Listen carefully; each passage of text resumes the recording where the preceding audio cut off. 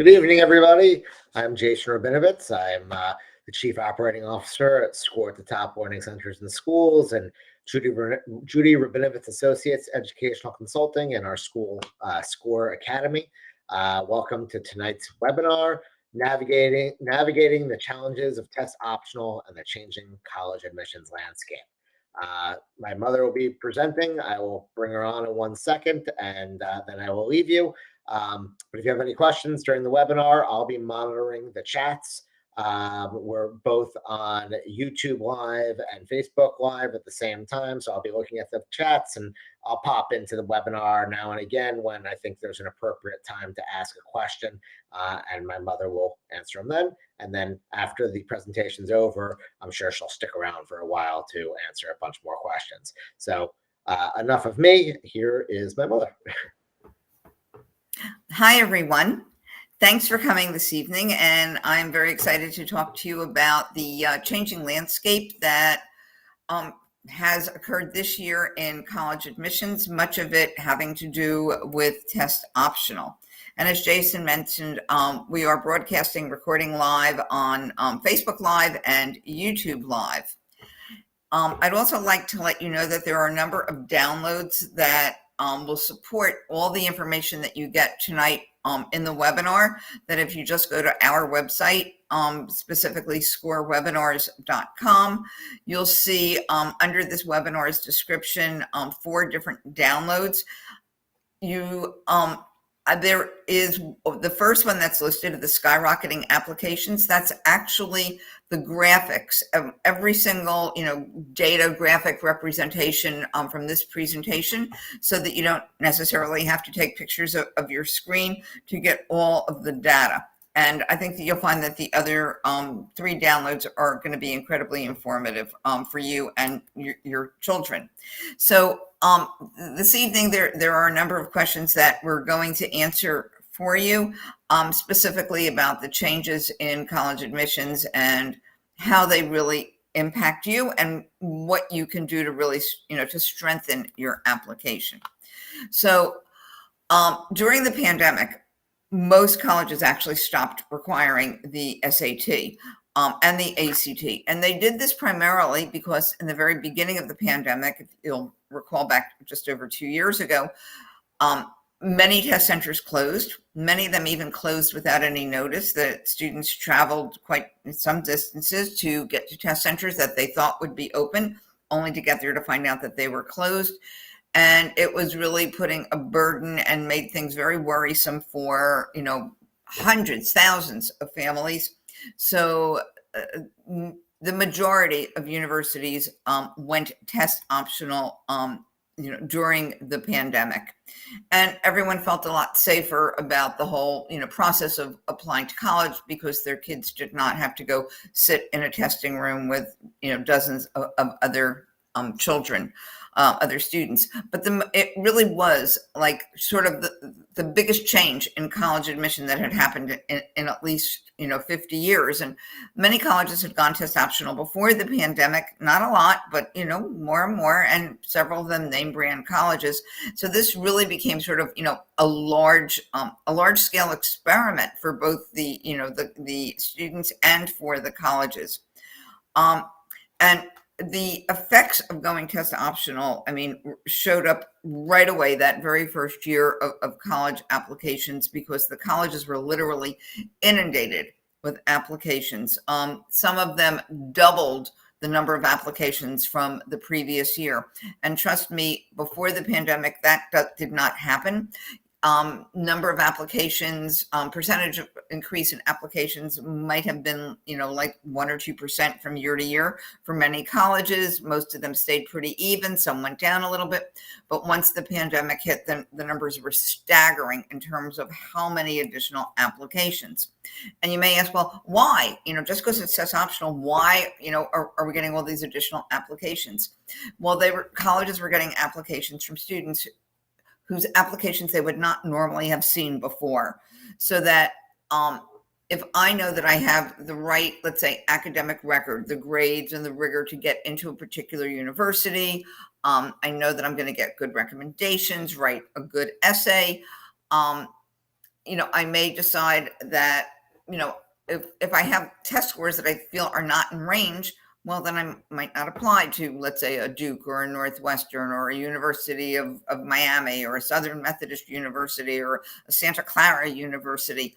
But now that I don't have to submit my scores, I'm going to apply a bit more broadly. I'm also a bit more nervous because I'm not sure what's really going on, and I can't visit colleges because of the pandemic. So colleges are basically getting applications that they would never have seen before. And many of these were kids who had felt previously, let's say, excluded from getting into these kinds of schools, excluded because perhaps they did not have the scores, but also excluded because many of them now were first generation, were underrepresented minorities, students coming from rural areas, because colleges redoubled the recruitment efforts, and because they knew kids couldn't come to their campuses to visit, and nor could they get on the road to visit high schools, they started creating these robust college admission programs where you could get online and get a great tour, a live information session. There were different recruitment programs that were planned. And so kids were being made aware of colleges that they never would have known about before. For next year, we already know that there are roughly 1,600 colleges that will be either test optional or test blind next year for admissions. The list is certainly not finalized yet. There will definitely be, some more changes. So I'm mentioning test optional. Let's talk about, what does test optional actually mean? Well, it just means we're going to de-emphasize, the test score when we make admission decisions. But that doesn't mean the same as test blind. If a school is test blind, it means they are ignoring the test score. Here we're just saying that they are de-emphasizing it. And I'm going to tell you and prove to you this evening how test scores do still play a role in admissions. So basically, when a school goes test optional, the admission becomes more competitive. Basically, more kids apply, but that doesn't mean they can accept more kids. And it is true that when a student is being evaluated for admission, the student who does not submit scores will have more emphasis placed on the other really important factors, which is the student's academic record. And the academic record is not just the GPA, it's the grades and the curriculum and the courses planned for senior year. Extracurricular, and notice I'm calling it extracurricular commitment, not just extracurricular activities, because the colleges are really looking for in what way is the student really committed to certain activities, because that sort of predicts the fact that that student is likely to become just as committed, if not more so, on the college campus. And of course, the essays and the recommendations. So no test scores, there's much more emphasis, on everything else. And a student essentially makes that decision whether or not to submit scores. I mean, there's also, a decision in terms of whether or not to take tests. And we'll get to that soon in terms of making that decision. But historically, and it is still the case, for as much data as we could gather, that non-submitters, the kids who did not submit scores, were generally admitted at a lower rate than kids who did submit scores. If you'd like to find out who is test optional, there is a wonderful website that is kept up to date every single day called fairtest.org, and you can get a list of every college's that's test optional, or what the little nuances are in their testing submission policy. I apologize for how small and light these numbers are and hope you can read them, but this is just clearly a map of the US showing you state by state how many universities within that state are actually test optional. And you can see pretty much that we're test optional, all over the place. Not all universities, but very much test optional. And that's led a lot of people to believe like, oh, okay, this is the death of the SAT and the ACT. Many people are truly believing that these tests are going away. But contrary to popular opinion, the SAT and ACT are absolutely not going away. In fact, College Board is undertaking a huge remake of the SAT, which I will get to towards the end of this presentation. So when colleges first announced going test optional, and people were questioning this 2 years ago, and I mean, when they first announced it during the pandemic, people were questioning, well, are you kidding us? Does it really mean that if we don't submit our scores, it's really not going to matter? And so NACAC, which is the National Association for College Admission Counseling, for which virtually every college in the country is a member, same with high school guidance offices, even independent educational consultants like me, in order to prove that test optional really meant test optional, like if you don't submit a score, it is not going to hurt your chances. Well, only 567 colleges signed that pledge. And roughly 2/3 of all colleges, which is more than 1,500 colleges, the first year of the pandemic, were test optional. So it's like, okay, well, what happened to the other 15 or 16 or 1,700, whatever, number? I mean, more than 1,000. What happened to those other schools that did not sign the pledge? Nobody really knows why they didn't.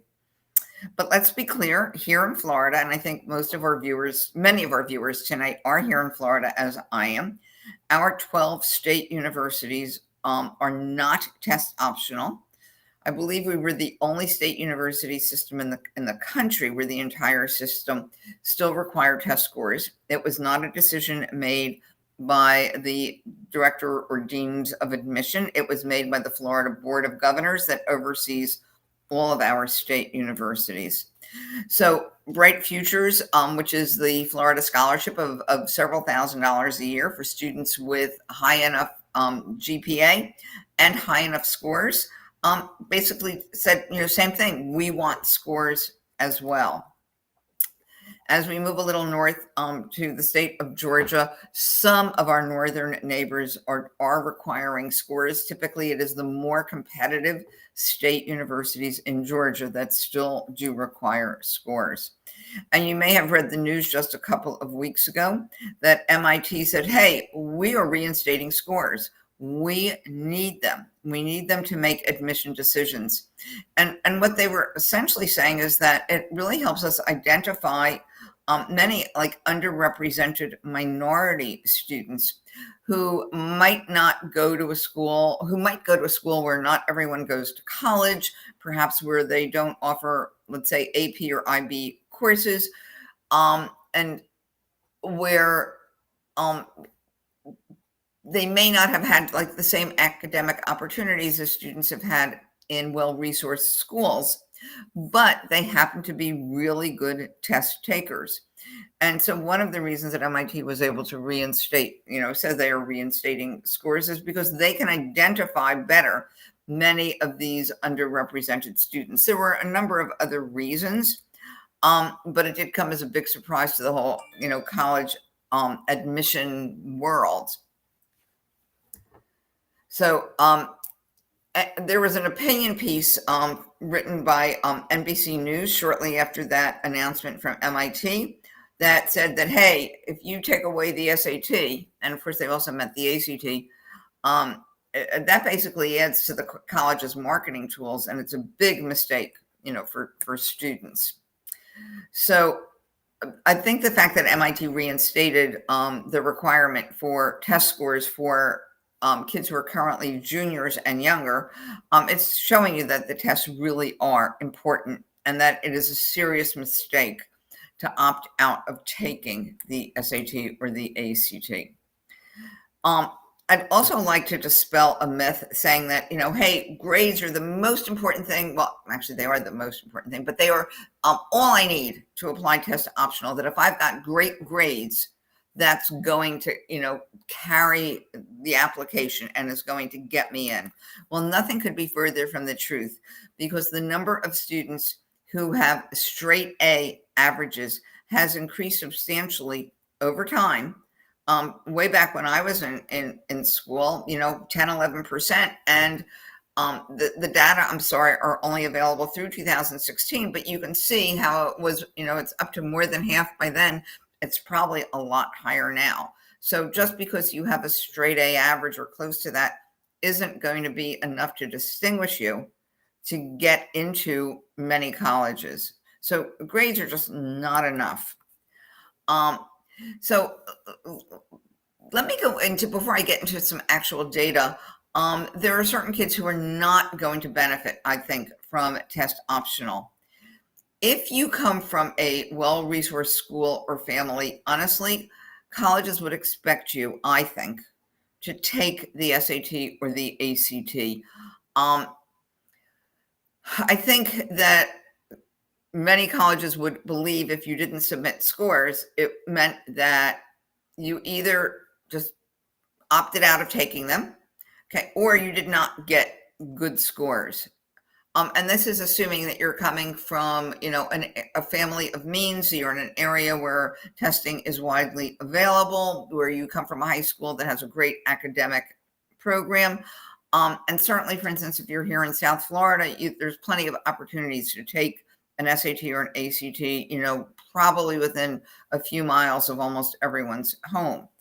A student who has a weaker academic record is certainly going to be hurt by not sending a score, because a score, while a great score cannot compensate for not such a great academic record, it can bolster the application a tiny little bit. And if you don't have a lot of really great extracurriculars, and you don't need a lot, you just need something really great extracurricularly. If you don't have that, and if you don't have a score, I think that's also going to hurt you. So you're not going to really benefit from test optional. But who is going to benefit from, test optional? Hey, if I'm full pay, I might have a better chance of getting in whether I send a score or not. Many colleges are very much in need of money, tuition dollars. And when they see that I'm full pay, because I have to indicate on my application, among other things, like what do my parents do for a living? What zip code do I live in? How many degrees do my parents have? And some schools also ask if you're going to apply for financial aid. They can get a sense from all of that, whether you're full pay or not. If you're an underrepresented, minority student, or you're a kid who's got phenomenal academics and extracurriculars, and you don't submit scores, you're likely to benefit from that. If you've been resilient, if there've been major setbacks, for you or for your family, and you haven't been able to submit a score, you may be just fine with it. And recruited athletes, D1, D2, to the best of my knowledge at this point, no longer need to submit scores. So they're going to benefit as well from test optional. But who do you think the real beneficiaries are? Because the real beneficiaries are certainly not the students. In fact, students and their parents are more confused than ever by test optional and whether to take the test, whether to submit the scores. So some of you may have guessed that it is definitely the colleges who are benefiting. And why are they benefiting? More applications, more money, more applications, but they can't accept any more students, so that the percent accepted goes down, which means that their selectivity goes up. They're much more prestigious because they're admitting a lower percentage of kids. That's going to raise their ranking in U.S. News and World Report, which raises their prestige. So it's definitely the college's benefit to get a lot more applications and the bragging rights that come along, with them.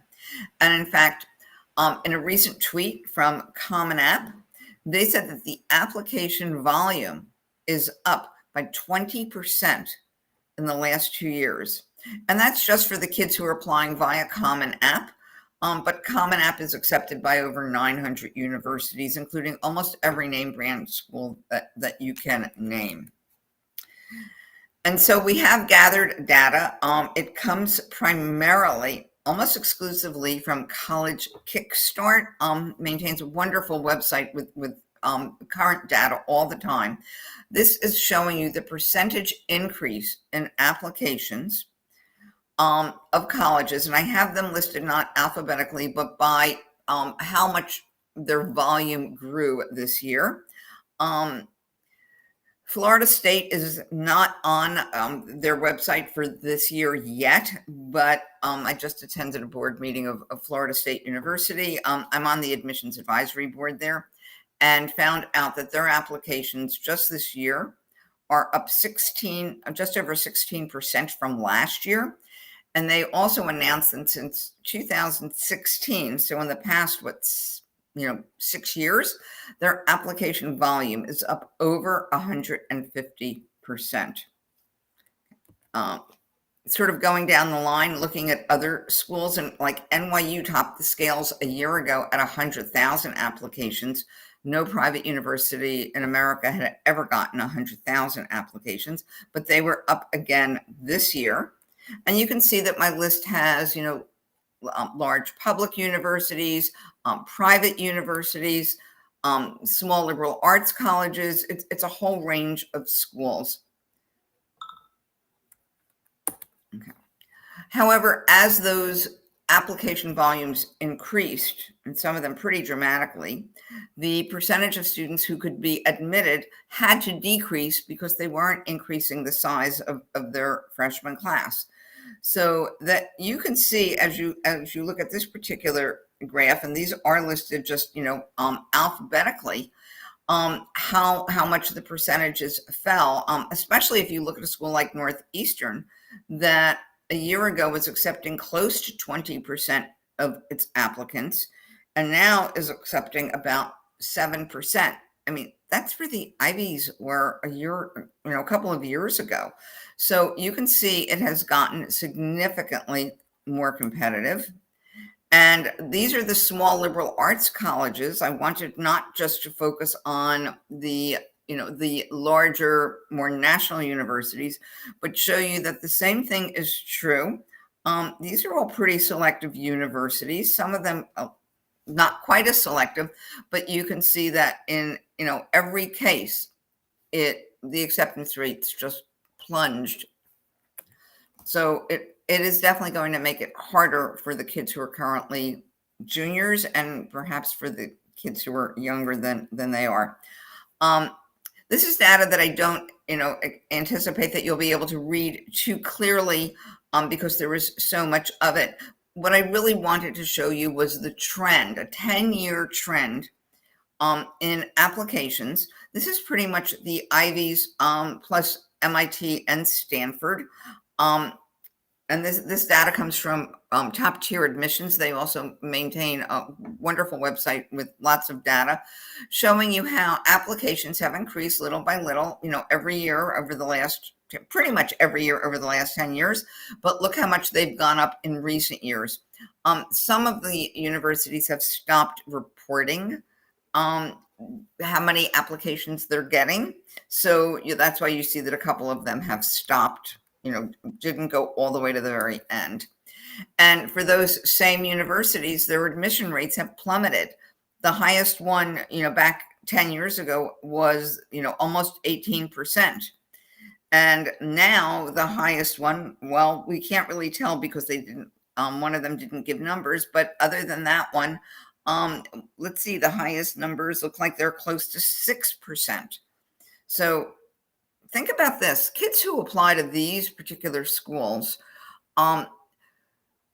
they tend to know that they have most of them tend to know that they probably have, it's a long shot, but they have a shot. They're probably very close to straight A students, taking lots of rigorous courses, primarily like AP and IB. They probably have a couple of very substantial extracurriculars. They write well. These are kids who will have a very high likelihood of, at least being considered.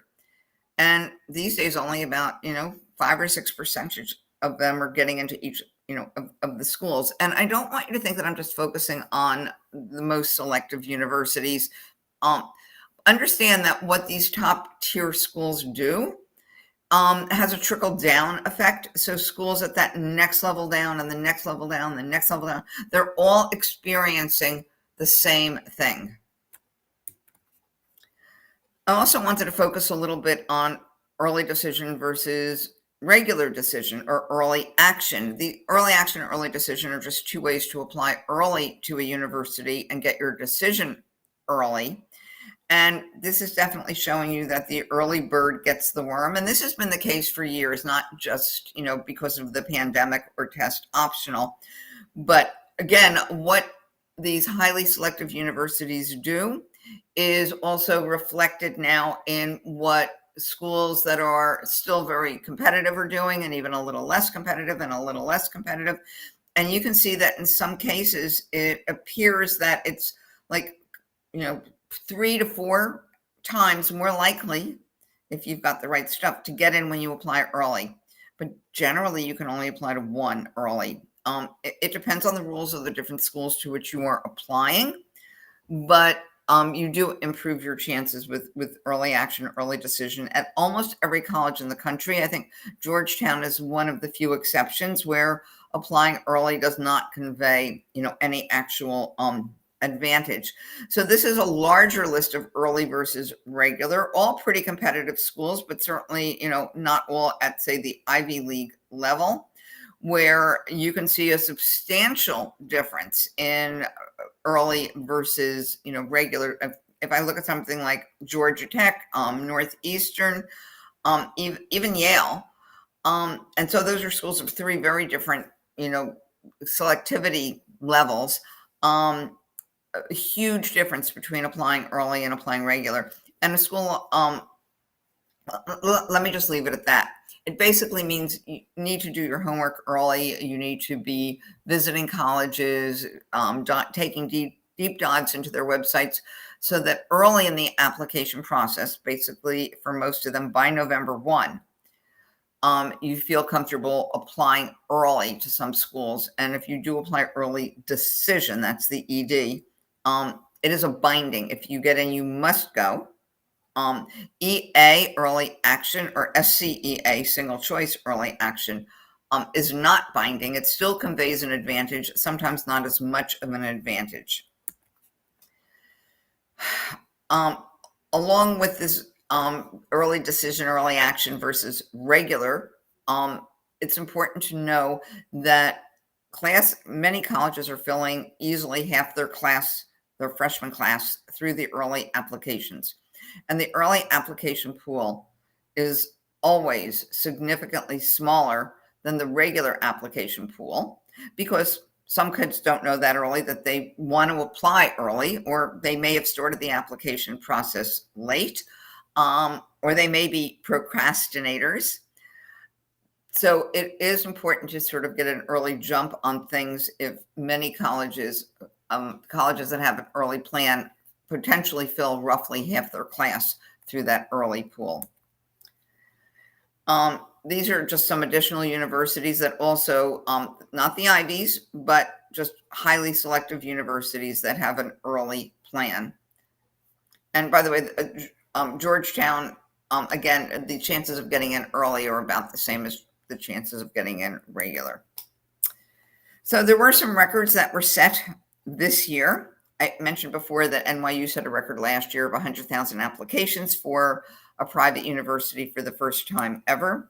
So the University of Pittsburgh, great state university, not ranked in the super top, but their applications more than skyrocketed. You can see how much their applications went up, and even, by major. It was like a windfall for them in terms of the number of applications, in-staters, out-of-staters, minority students, a wide range of majors.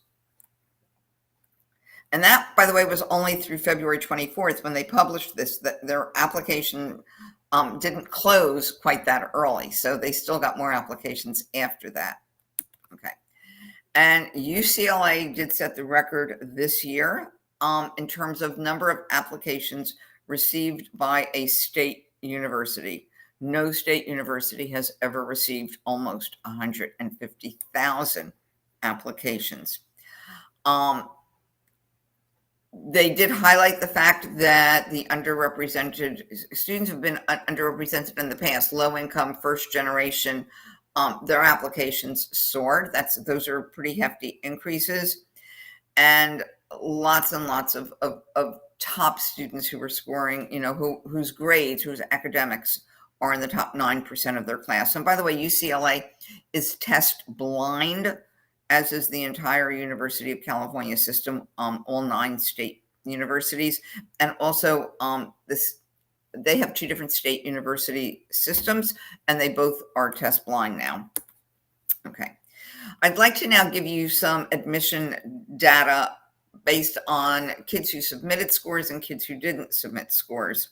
And let me start by telling you that we actually called dozens upon dozens of colleges, and we've been doing this for the past couple of months. We have a whole team of people making phone calls, and the overwhelming majority of colleges were not sharing admission stats for kids who submitted versus kids who didn't submit.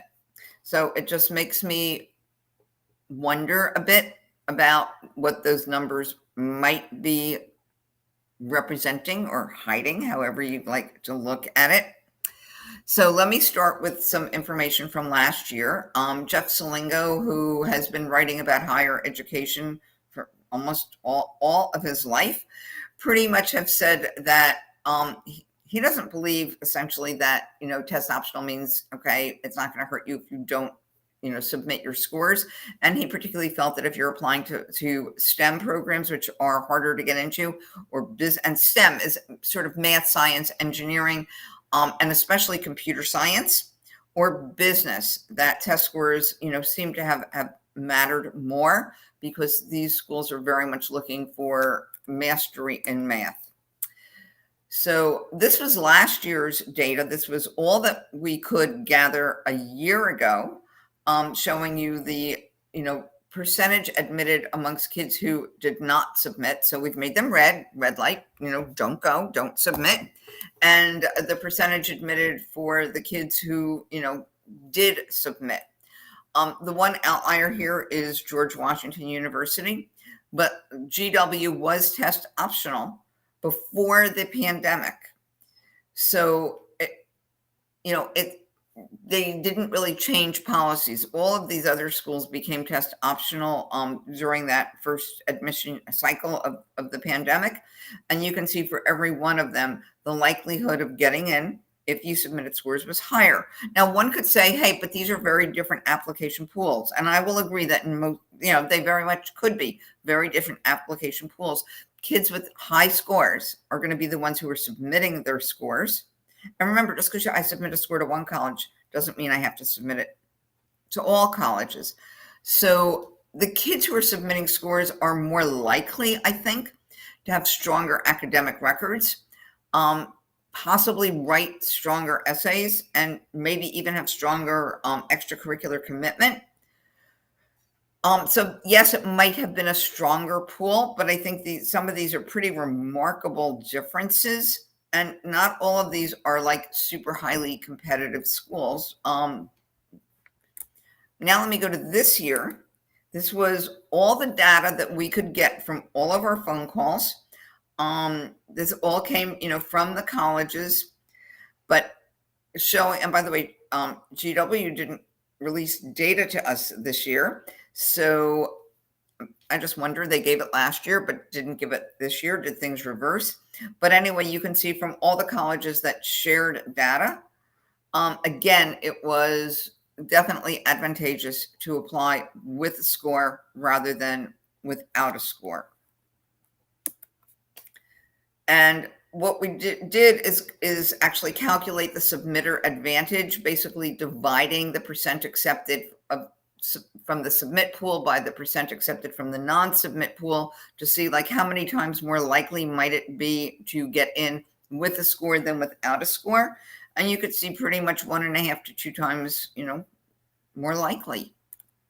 And this is, again, all of this is, you can download all of this data from our website. So a couple of little side notes. Georgetown, which is test optional, there's some wording on their website that perhaps makes you believe that they're not really test optional. I believe the wording has something to like, if you took the test, you must submit. Anyway, last year they accepted 10.8% the accept rate was 10.8% for those kids who did not submit scores. I'm sorry, overall, take it back. Sorry, misreading my own slide. I apologize. Their overall acceptance rate for 2021 was almost 11%. Okay. But only 7.3% of the non-submitters were accepted. Okay, this year, when they actually did require the SAT, ACT, essentially, they did accept 11%. But also you can look at like the mid 50% for SAT and ACT and how very high they are. So clearly scores are very, very important at Georgetown. And also want to point out we got some extra data from Tufts, so I thought I would share this. They had a lot of applications, not only 9% accept rate, single digits, and roughly half the kids applied with scores and half the kids applied without scores. So think about right now what you think the admit rates might be for those who submitted scores and those who did not submit scores, knowing that it's 9%. Would you say, hey, in both pools we admitted 9%, or maybe we admitted 10% with scores and 8% without the scores? Okay, got your numbers? Here's the numbers. Okay, look, the numbers, first of all, of significantly higher of the number of students who were accepted with scores versus without scores. And look at that acceptance rate, 10.8% versus 7.2%. I mean, that is very, very significant difference. Okay, basically you're 1.5 times more likely to get in if you had scores than if you didn't. And by the way, Tufts did sign that test optional pledge. That test optional means test optional. It's not going to hurt you if you don't apply with scores. Okay, so we don't know yet all the colleges that will remain test optional for current juniors. We know a lot of them, but we don't know all of them. But what we firmly believe is that strong scores are a plus factor when you're applying to a college that is test optional. Okay, so let's go into a little bit more depth about what happens without scores. There's definitely going to be an increased, emphasis on your academic record. All academic records are really evaluated with a fine-tooth comb. It's a very granular thing. It's not just your GPA, as I said before. It's really going into depth about how much did you challenge yourself, especially senior year. How much do your courses support your potential major? For instance, if I'm going to be a business major and I'm applying to a competitive school, I better have at least 1 year of AP Calc. Even better if I have 2 years of AP Calc. Do I have at least 3 or 4 years of a foreign language? Did I take math and science, as a senior year? And of course, are my grades really, really high? So you will be expected to have an even stronger academic record without test scores. There's also a counselor's rating that you may not be aware of through Common App, where a counselor is also asked through his or her evaluation of you to indicate how they rate your academics. Are you one of the top few they've ever seen, or the top 5% of your class? Not in terms of your GPA, but in terms of your overall academic rigor. And so that's that number, that rating is going to have to be very high if you're applying to some highly selective schools. If the schools are much less selective, it doesn't have to be quite that high. Okay, so the extracurricular commitment is not a kid who has a zillion activities. It's a kid with very few activities, most likely, but where there is very strong leadership, where a student hasn't just led something, perhaps has started something. A student who shows that she can collaborate with peers, with adults. A student who's demonstrated the impact of her commitment on herself, on others. And in fact, it's a student who actually has a resume that focuses not just on what they did, but why they did it. And about a third of all colleges are asking optionally for students to submit a resume, giving you that optional opportunity, but in college admissions, optional almost always means required. So this is, a typical resume of one of our students from years ago. You can tell just from looking at the pictures. And yes, you can have pictures on your resume. You're teenager, it's fine. You're not going to do that when you're out job hunting, but when you're applying to college, it's fine. But you can tell right away this is a student who's probably interested in medicine, because you see the DNA down there, and there's a hospice at the very bottom. But there's nitty-gritty detail. By the way, the resumes I will show are real resumes, but the names have been changed, and in some cases the names of some of the programs have been slightly changed, so that you can't identify who the particular students are. Extracurriculars that are aligned with their goals. So this is a student who applied for pre-med and for double degree med programs. So the extracurriculars very much support, scientific inquiry, research, compassion. And again, if you're applying to the nation's most competitive schools, you're going to need to have much more initiative and entrepreneurship and a national recognition. Less selective schools, you don't need quite as much of this. But without scores, there's an expectation for, I think, a higher level of extracurricular commitment. So this is a national debate champion that we highlighted, his most successful wins and some of his national ranks and his leadership. Again, just to give you an idea of what a great resume can look like. A student who's just, like me, a quintessential math nerd, but also had some great community service that she started. And you'll notice that all the awards and recognitions, overall things like National Honor Society, always at the bottom. This is a student who pretty much cried that she had very little to share because she's really been a cheerleader forever and ever and ever. That's her at the very top, by the way. She's a flyer, but she looked really pretty impressive in this, and these are all her accolades. You'll see that many of these resumes are color coded.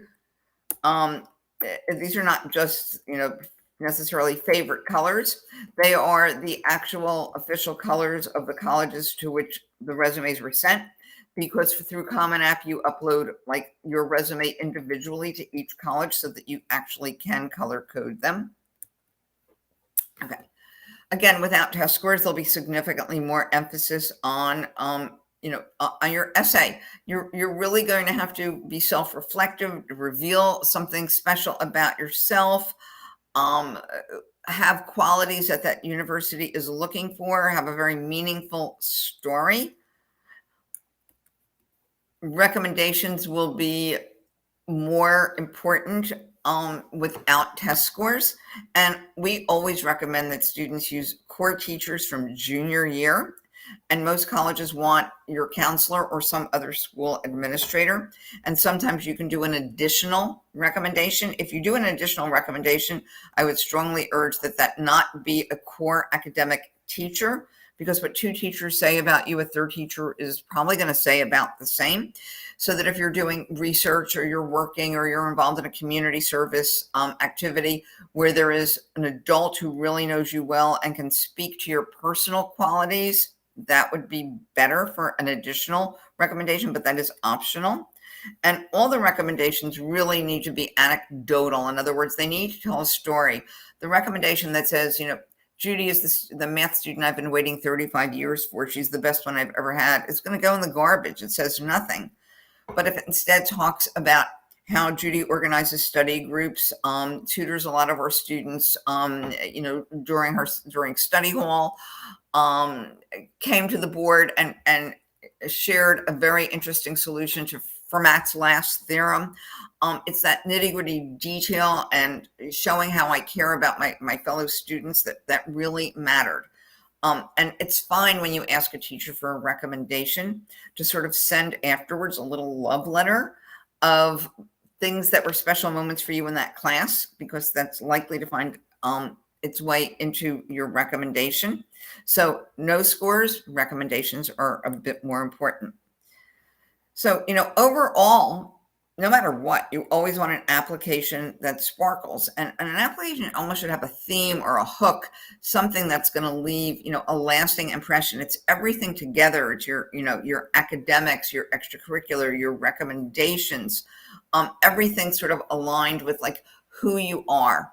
So whether I'm applying to University of Florida or American University or Texas Christian University or Elon University or High Point University, it's like whatever level you're applying to, you really want your whole application to sort of shine, especially without scores, but it should shine even with scores. So the key question for you is, hey, are your child's scores going to strengthen or weaken, his or her application?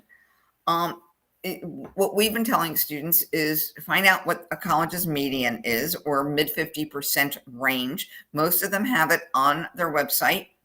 And if you're well within that range or above the median, above the middle of the range, then chances are you should submit. There are some exceptions. So for example, working with a student out of South America this year who was applying to a number of very, very competitive schools. And her score was just barely in the range for some of her schools and just below the range for other schools. We actually made the decision to send her scores, surprisingly, because we also compared the scores to her peers. Every high school has a school profile that gets sent to colleges along with your transcript. On that school profile is a description of like, who is your school? What does your school offer? What are the academics? What kinds of scores do kids get? I can see what the average scores are for kids at my school over the past, X number of years. Her scores were significantly higher than almost everyone at her school for the past several years. So we submitted scores in that case to every college to which she applied. So you definitely don't want to just say, okay, I think they're good for this school. I don't think they're good for that school. You really need to be able to look up the data to see, where are they admitting kids? What's the range? And then what's the range for my high school? And whenever you have high scores in AP, IB, ACE, you should share them. And if you have future test plans for these particular tests, the applications ask, and you should let them know that you plan to take these tests in the future. Okay. So here's one example of where I think test optional doesn't necessarily mean test optional. Hofstra University gives you some very great information in terms of, hey, this is our mid-range. And, let us know if you're going to submit. And if you are, you have to send them directly. Many schools now accept self-reported scores. So, okay, this is a great question. I wish more colleges would do this and tell you what the range is. And you have a choice, yes or no, I do or don't want my score submitted. But look what Hofstra asks next. You have to explain why you're not going to apply with test scores if you choose not to. Can you just say, well, I've taken the SAT 4 times and the ACT twice, and I just never got a score I was happy with? Hopefully there's a better reason than that. But personally, I don't think a college should be asking you why you didn't take it. It's your choice whether to, take an SAT or ACT or not. Just like they're not going to ask you, well, why didn't you take calculus? Okay, so let's talk about a testing calendar. Just to give you an overview of guidelines. If you're currently a sophomore, I think it's a fabulous idea to take the ACT in June. June is after school ends here in Florida. It's close to when school may end, in some northern states. The June ACT is one that you can actually get back and learn from your mistakes if when you register for it, you sign up for the test information release. Today, most colleges are allowing you to self-report or not necessarily report all of your scores. And ACT, unlike College Board, ACT allows you to legitimately remove a score from your file. So it could be as if I never took the test. It is not illegal. It is not immoral. It is something that ACT allows. And if I can take an ACT at the very end of June of sophomore year, I will know before I begin my senior year whether I'm an SAT or ACT kid, because chances are I took the PSAT earlier in sophomore year. PSAT is just a shorter, easier SAT. And so I've been exposed to both, and I might be able to make an early, really good decision that I'm going to focus on either SAT or ACT for my future. So if I'm a junior, or let's say, well, now we're almost at the end of the year. So if I'm currently a sophomore and I'm getting ready to go into my junior year, if I have all summer to prep, I would seriously consider taking the SAT in August, but only if I have pretty much all summer to prepare. If not, I am going to wait until March or May to take my SAT, because I'm going to take my PSAT in October. My score will come back around December. I'll be able to learn from my mistakes. And honestly, after that December, there's no SAT given until March or May. I'm just warning that May is also at the same time that APs are given. And by the way, if you take the March or May SAT, you can register for something called the Question and Answer Service and get back a copy of the questions on your test, your answers and the right answers. Great learning tool. If I'm going to take my ACT as a junior, I would suggest whether you took it as, assuming that you've either taken it as a sophomore and ACT is a good test for you, or you haven't taken it yet. To me, December is the best time to take it. It's a couple months after I've taken the PSAT. I have time to prep for it. And if I take the ACT in December or April or June, those are all times that I can get it back by registering for the test information release. So right now, SAT and ACT actually by law, by truth in testing law, are required to make copies of the test available to test takers only 3 times per year. So I've given you the dates, most of the dates in which you can take them. You can't get back, for instance, a summer SAT or ACT.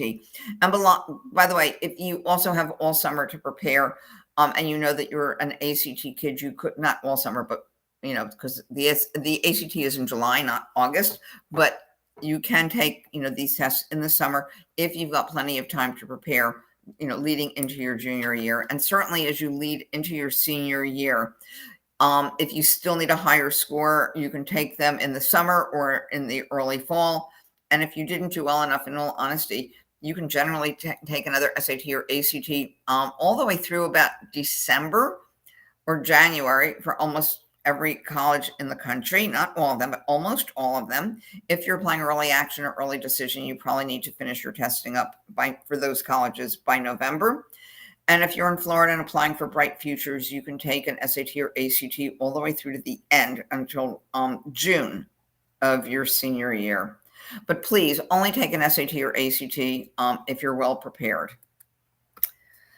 So I mentioned earlier that College Board is completely retooling for the SAT, and it's going digital. If you're currently a freshman, you are the first class to be, and you're in the United States, you are the first class to be like fully immersed in digital, PSAT, digital, SAT. From students who've already taken that test, we've heard some, basically taking it as a pilot, we've heard that they really enjoyed the digital test. It is shorter. It's only 2 hours instead of 3. There won't be a lot of prep materials for it, although content will be the same as current SAT, but there really won't be a lot of digital tests to prep with. So if you are currently a freshman and you're thinking, oh my God, I don't want to take an SAT where I don't have a lot of prep materials for it, you are either going to sort of speed up the schedule at which you take tests so that you are finished before second semester junior year with your SAT, or you're going to pivot to the ACT, because as of now, ACT has not yet announced any changes to a new digital format. One of the handouts is all the information that I have collected, including quotes from students who took a pilot version just recently of the digital SAT. So you can download all the information that is currently known about the new digital SAT, especially if you're going to be affected by it. We are having a college admission boot camp again this summer, just like we've had them the past, I want to say roughly 17 or 18 summers. This summer it will be held at Suncoast, although both Suncoast and Boca High are helping to really promote it, but it's open to anyone, and you can sign up through our website. And I just want to add how I think that a boot camp like this, which is about roughly 15 hours of college counseling, plus on top of that, 3 additional private essay sessions with our essay experts, how much I really think that this can help. I've just listened to a podcast on Amy Seeley did a podcast recently. I think her podcast is called Tess and the Rest, where they interviewed an author who writes about college admission, who described the college application process as sort of a dark and suspenseful journey, and called it college admission insanity. She emphasized, and this is all in a new book she's had written, that colleges are always trying to increase their rankings. They try to recruit applicants just so they can reject them. I'm not quite sure I believe that latter one. That there is tremendous anxiety around all the different testing options. Should I take one test? Should I take both tests? When should I take them? Maybe I shouldn't take them. Parents are actually feeding on other parents' anxiety. Some parents like to make other parents feel like, oh, what do you mean you haven't done that yet? And I think that many parents, and I agree with what that was said on this podcast, that, many parents feel that where their child goes to college is the ultimate report card on how well they've done as a parent. Where your child or where you go to college absolutely has no bearing on how well you wind up doing, afterwards. Yes, it might help you get that very first job, but that's it. You're listening to my podcast. I think many people think that I'm pretty much an expert in college admissions. You don't know where I went to college, of course, unless you go, online and look it up. It doesn't matter where you go. It matters what you do with it. But I can assure you that by working with an educational consultant, whether it's one of the educational consultants on my team or our college admissions boot camp, or another educational consultant that perhaps you've used before or friends have used, will allay many of your fears, will reduce the anxiety of parents and of kids, and often leads to a much more successful process. I just also want to highlight the fact that on our website are links to a number of webinars that I think complement the webinar that I'm doing this evening, that we always record our webinars and we keep them, live on our website for probably about a year until we do another version of that same one. So we hope that you'll, contact us to help you get admitted to the college, colleges that you're most interested in. Tell your friends about us, and you can call us or text us or email us for, any additional information. So I definitely, want to thank everyone so much for coming this evening. I've enjoyed creating this presentation and talking to you tonight. I hope you'll follow us on, Twitter or Facebook or YouTube. And Jason, are there any, any questions that I can answer right now for families? So far, no questions. So just, I don't know, give it a minute or so. I'm watching the chat. I don't see anything coming up. I threw a thing in there to see if anyone had any questions. If you have questions, after this presentation ends, certainly feel free, to email us. Let's go back here. There's a good email address to use at the bottom of the screen, and happy to answer any questions that we might not have covered for you this evening.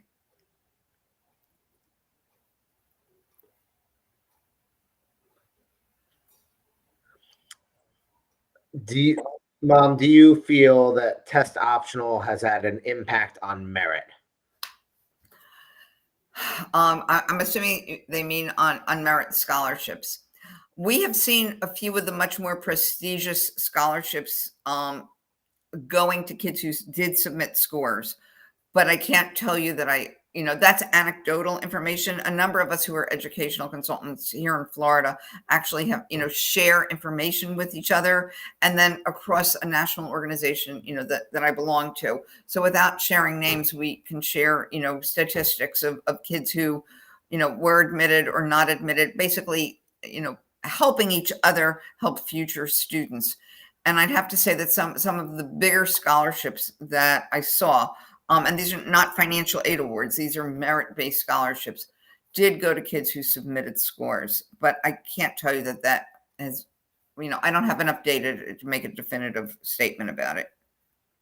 Actually, I believe there may be a blog on the National Test Prep Association website about that in particular, that a lot of schools, in fact, the majority of schools, required test scores for scholarships.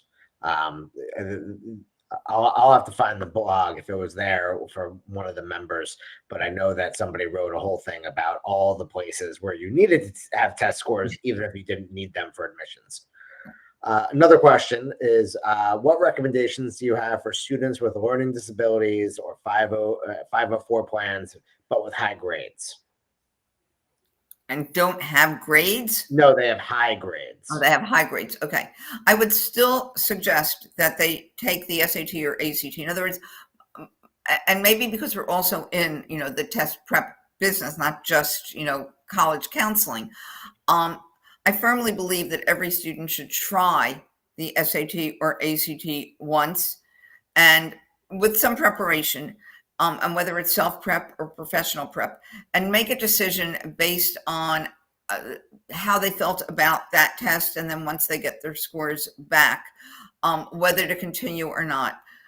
Truly, I have found that some of my students who have very well documented learning disabilities, or mental health issues, who are entitled who get extra time, or students with 504 plans, many of them have done outrageously well on SAT or ACT.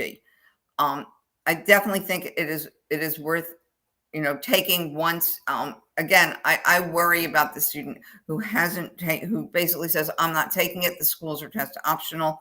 I have great scores, I have great extracurriculars. I would say back yourself up with a lot more universities. How do you view, or where can you find your school's profile? Okay. First, you can go to your school's website and see if it's on your school's website. If it's not, go to your college counselor, or if your school doesn't have college counselors, go to your guidance counselor and ask for a copy of your school's profile. Every school should be maintaining a profile. Even our little school, even Score Academy, which is what we call a micro school, an intentionally small school.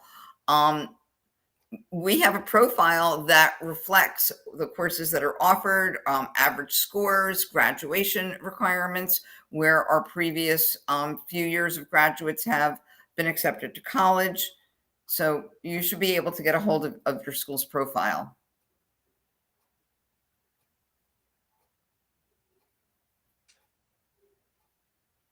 Any others, Jay? That's it for right now.